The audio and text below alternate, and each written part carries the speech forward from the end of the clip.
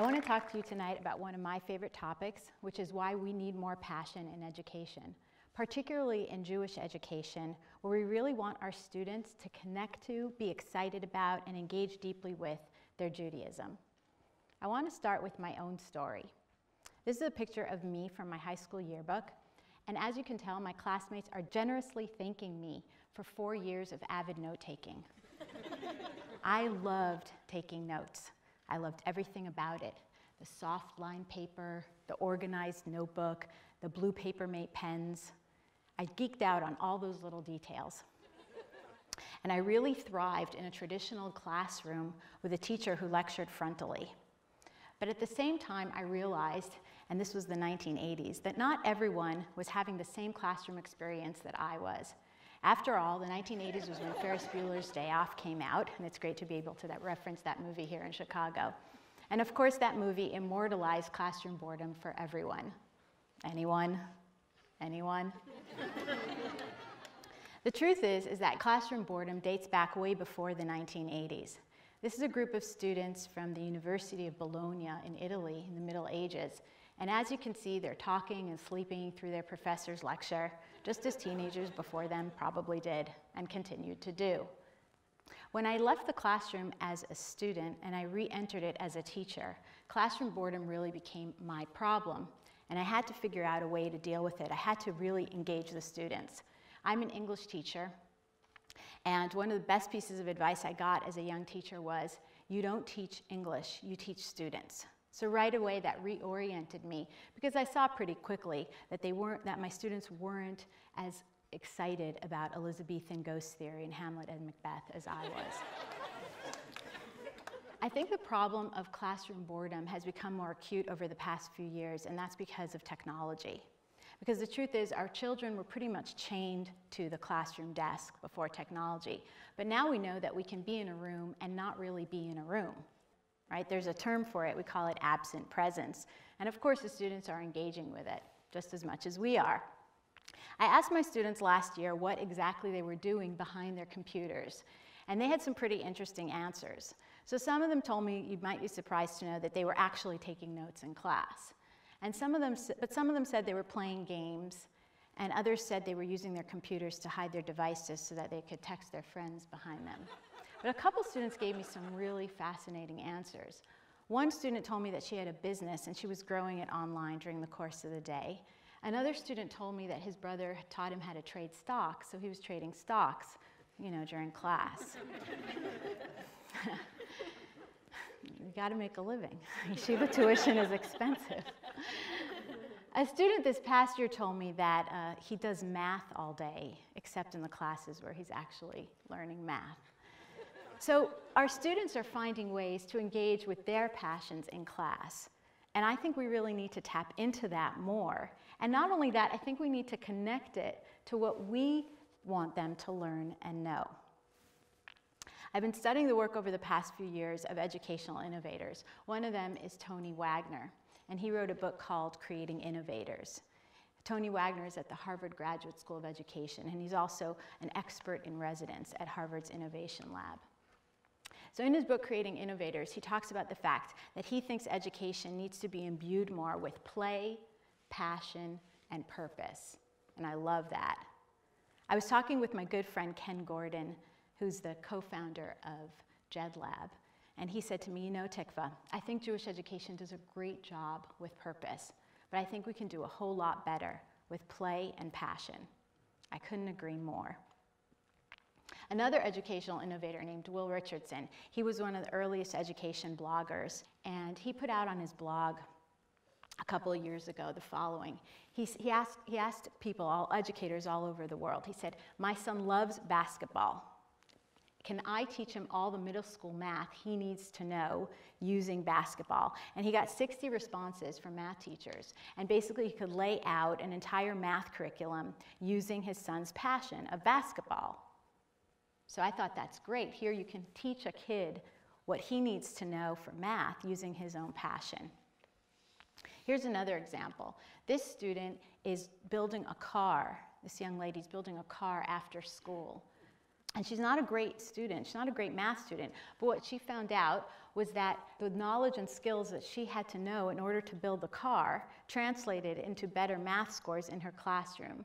The work was real to her, it meant something to her, it was born out of her own passion, so it translated into actually a really useful academic exercise for her. What I also love about this example is that it's a great example of play. If you think about it, kindergartners get to play with cars all the time, and they get to take things apart and put them together with Legos and other manipulatives. But soon after, we kind of scale out play, right? We leave it alone, and we don't let kids do that enough in school. If you think about it, this is a scaled up version of play in the classroom. This is what play looks like on a really sophisticated level. So I love that. A couple of years ago, at Frisch, where I teach, I started a program called Real School, which is a passion-based learning program. In Real School, the students decide what and how they learn, and then they collaborate in teams with other students with similar interests, and they create projects and events for the real world, hence Real School's name. Now, the club started as an after-school program, but it's also now an elective, and its thinking has started to permeate Frisch's courses in educational philosophy. There are different kind of teams in Real School. There's fashion, there's app making, there's religious identity, social entrepreneurship. I just got finished a couple nights ago doing our 3rd annual fashion show, combining Judaism and the environment. This is a wonderful opportunity. Amazing things start to happen when you start to work with kids and their passions. Really interesting things come out of that. These 2 boys in our app making team, Benji's on the right there and Amitai's on the left. And they made an app, and we shared out what they were doing on our blog. And so a local director of educational technology contacted me, Shira Ackerman, and she said, would your boys be interested in coming and doing an app making workshop in my school? So I asked the boys, and they said, sure. So here we are brainstorming what that app making workshop is going to look like. So Benji is he's our coder, so he created an introduction to coding part of the workshop, and Amitai was going to take kids through the graphic design process of creating an app. And something amazing happened. In the middle of the brainstorming session, Amitai turns to me and he says, how do you teach kids creativity? And I said, that's an awesome question. And I didn't think that it was a question that you get to enough in a traditional classroom. How do you teach kids creativity? So I told him I didn't know, and he was going to have to figure it out on his own. And as you can see, he did that, because here he is with the middle school kids, and he's brainstorming with them what their app design should look like. And their teacher asked the students to reflect afterwards about the experience, and they said that they were grateful to Amitai not only for showing them the creativity needed to design an app, but also for tapping into their own creativity, for unleashing their own creativity.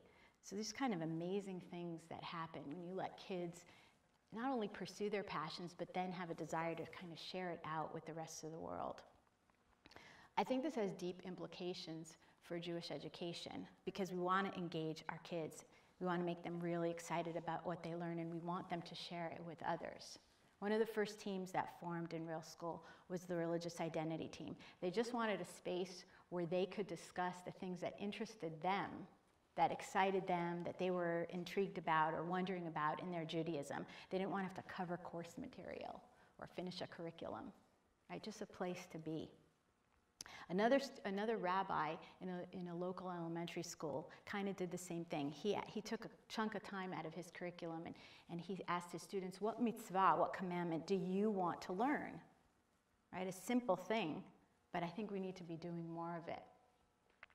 One of the first events we had in Real School was a Yom Iyun, a day of learning that the kids put together, student-run day of learning. So like this local rabbi who asked his students, what do you want to study? The same thing goes on. The students choose the session that they want to give, and they want to share it out with parents and the rest of the Frisch community.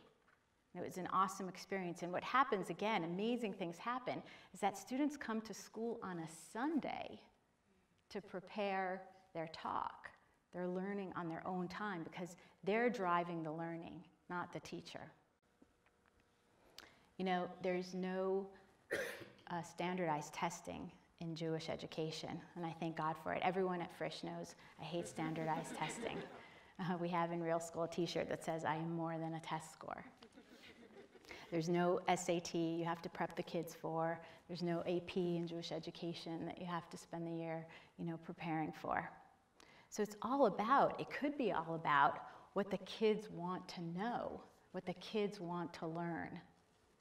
My dream is that one day my grandchild will say to me, "Grandma, what is that?"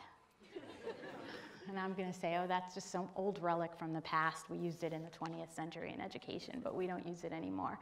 I think we need to get our kids out of the desks. I think we need to let them play more. I think we need to see what their passions are. And I think in that way they'll find their purpose as human beings and as people. And I don't think this is a new concept in Judaism at all. Right? We have the phrase, "Chanoch hana'ar al pi darko," educate the child according to his or her own way, according to his or her own passion. I want you to think about something that you're passionate about, something that gets you up in the morning, that you're excited to do, that you want to be engaged in. And I want you to think about a kid in your life who could be that excited to go to school every day because that's what he or she gets to do. Because that to me seems like the start of a lifelong journey into learning and into a really deep and rich connection to one's faith. Thank you.